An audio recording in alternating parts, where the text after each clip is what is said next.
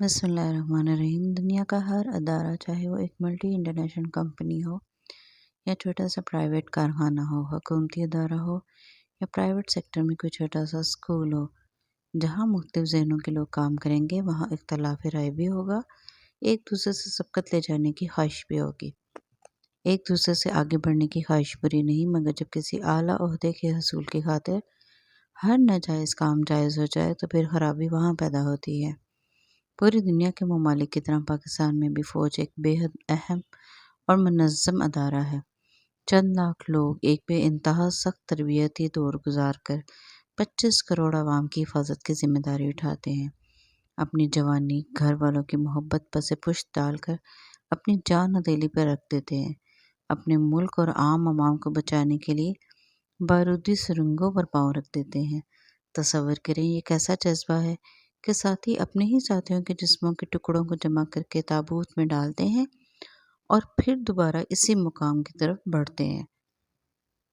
دہشت گردی کی جنگ ہو یا سول آبادی کو کوئی مسئلہ درپیش ہو، فوج ہر جگہ عوام کی خدمت کے لیے موجود رہتی ہے۔ مگر کتنی تکلیف دہ بات ہے کہ چند لوگوں کی غلط فیصلوں یا نااہلی کا نشانہ پورے ادارے کو بنایا جائے، سوشل میڈیا پر گھٹیا ٹرولنگ کی جائے۔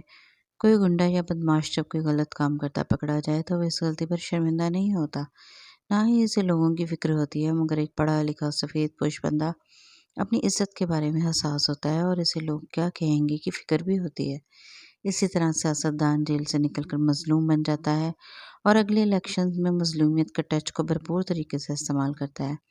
جب حفاظت کرنے والوں سے کوئی غلط فیصلہ ہو جائے تو ان کا ہر جگہ تماشا بنانا ضروری نہیں۔ اداروں کے اندر ایسے نظام موجود ہوتے ہیں جو سزا اور جزا کا فیصلہ کرتے ہیں۔ ایک کام اسی نظام کے تحت ہونا چاہیے۔ ایک عام پاکستانی کی حیثیت سے میں سوچتی ہوں کہ ہمیں خاموشی سے اداروں کو اپنا کام کرنے دینا چاہیے۔ اگر ان کے ساتھیوں کے غلط فیصلے یا ان فیصلوں کے باعث ملک اور عوام کو تکلیف برداشت کرنی پڑی یا نقصان اٹھانا پڑا تو اس بات کا احتساب ادارہ خود کرے، سزا کا بھی تعین کیا جائے اور یہ سزا خاموشی سے دی جائے۔ بالکل اسی طرح جیسے ایک گھر میں موجود ایک بیٹے کی غلطی کی سزا گھر کی چار دیواری میں رہ کر دی جاتی ہے تاکہ گھر کے باقی افراد کی عزت رہ جائے۔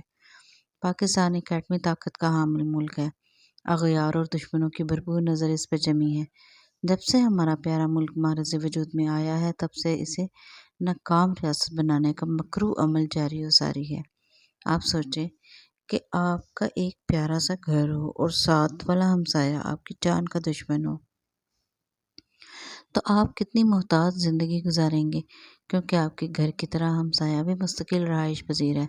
نہ وہ کہیں جائے گا اور نہ ہی آپ اپنا گھر چھوڑ سکتے ہیں، بس آپ کو ہمیشہ چوکنا رہنا ہوگا۔ اپنے گھر کے مسائل دھیمی آواز میں بیان کرنے ہیں۔ ظاہر ہے جب آوازیں باہر تک جائیں گی تو دشمن خوشیاں ہی منائیں گے۔ اتنی سادہ سی بات جب میرے جیسی جاہل کو سمجھ آ گئی تو ہمارے صاحب اقتدار اشرافیہ تو عقل کل کہلاتے ہیں۔